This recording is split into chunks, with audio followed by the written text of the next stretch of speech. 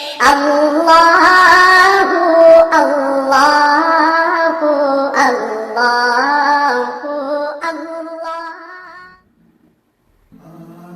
اعوذ باللہ من الشیطان الرجیم، بسم اللہ الرحمن الرحیم۔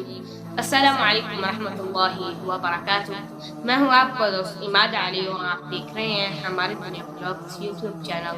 دوستو آئیں آج ہم سنتے ہیں عدس یعنی کہ مسور کی دال کے فوائد، جسے ہم روز پکاتے ہیں کھاتے ہیں، لیکن ہم اس کے بارے میں فوائد اور اس کے نقصان نہیں جانتے۔ تو آج کی یہ میری ویڈیو بہت دلچسپ ہونے والی ہے اور میں آپ سے گزارش کرتا ہوں کہ آج کی یہ میری ویڈیو اینڈ تک دیکھیں، اور اگر آپ کو میری یہ ویڈیو پسند آتی ہے تو اسے لائک شیئر کمنٹ ضرور کریں، کیونکہ یہ ایک ہیلپ ہے اور مجھے آپ سب دوستوں کی ہیلپ کی ضرورت ہے۔ تو آئیں سنتے ہیں۔ مسور کے بارے میں کئی احادیث بیان کی جاتی ہیں، لیکن وہ سب خود ساختہ ہیں۔ رسول اللہ صلی اللہ علیہ وسلم نے ان میں سے کوئی بات نہیں بیان فرمائی۔ مثلا یہ حدیث اسے 70 نبیوں کی زبان مبارک سے مقدس کہلوایا گیا ہے، اور یہ حدیث اس سے دل نرم ہوتا ہے، آنسو آتے ہیں، اور یہ نیک لوگوں کی غذا ہے۔ مسور کے بارے میں سب سے بڑھ کر اور سب سے زیادہ صحیح وہ بات ہے جو قرآن مجید میں بیان کی گئی ہے کہ یہ یہودیوں کی وہ پسندیدہ چیز ہے جسے انہوں نے من اور سلوا پر ترجیح دی تھی۔ اس کا ذکر لہسن اور پیاز جیسی معمولی چیزوں کے ساتھ کیا گیا ہے۔ مسور سرد خشک ہے اور اس میں دو متضاد قوتیں ہیں، ایک طرف یہ قابض ہے اور دوسری طرف یہ قبض کشا ہے۔ اس کا چھلکا تیسرے درجے میں گرم خشک ہے، جلن پیدا کرتا ہے، پیٹ جاری کرتا ہے۔ دال مسور کا تریاق اس کے چھلکے سے ہوتا ہے، اسی لیے دال کی نسبت ثابت مسور مفید اور زود ہضم ہے، ان کا نقصان بھی کم ہے۔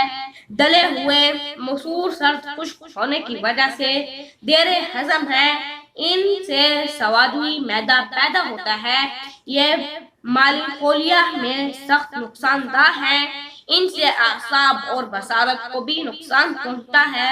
مسور سے خون گاڑھا ہوتا ہے، اسی لیے سوادوی طبیعت والوں کو اس سے اجتناب کرنا چاہیے۔ ایسے لوگ اگر مسور کا استعمال زیادہ کریں گے تو انہیں وسواس اور کوڑ اور چوتھیے جیسی بیماریاں لاحق ہو سکتی ہیں۔ ان کا نقصان گھٹانے کے لیے چقندر اور پالک استعمال کرنا چاہیے، اور تیل بھی زیادہ ڈالنا چاہیے۔ تیز مسالوں اور نمک والے گوشت کے ساتھ مسور کا استعمال نہایت مضر ہے، اس میں میٹھا بھی نہیں ملانا چاہیے ورنہ جگر اور سودے پیدا ہو سکتے ہیں۔ مسور بہت خشک ہے، لہذا اسے مسلسل استعمال کرنے سے نظر کمزور ہو جاتی ہے، پیشاب مشکل سے آتا ہے، غلیظ ریاح پیدا ہوتی ہیں اور عوارم باردہ کا اندیشہ لاحق ہو جاتا ہے۔ عمدہ مسور وہ ہے جس کا دانہ موٹا ہو اور وہ جلدی پک جائے۔ عام لوگوں میں یہ مشہور ہے کہ ابراہیم علیہ السلام نے اپنے مہمانوں کو کھانے میں مسور پیش کیے تھے۔ یہ سفید جھوٹ ہے، کیونکہ اللہ تعالی نے فرمایا ہے ابراہیم علیہ السلام نے مہمانوں کو بچھڑے کا بھنا ہوا گوشت پیش کیا تھا۔ امام بقی رحمۃ اللہ علیہ نے لکھا ہے کہ ابن مبارک رحمہ اللہ نے اس حدیث کے صحیح یا غلط ہونے کے بارے میں سوال کیا گیا کہ مسور کو 70 انبیاء نے مقدس قرار دیا ہے، انہوں نے فرمایا یہ غلط ہے، ایک نبی نے بھی ایسی بات نہیں کی۔ مسور تو ایک تکلیف دہ اور بعد شکم پیدا کرنے والی چیز ہے۔ پھر انہوں نے پوچھا تمہیں یہ حدیث کس نے سنائی؟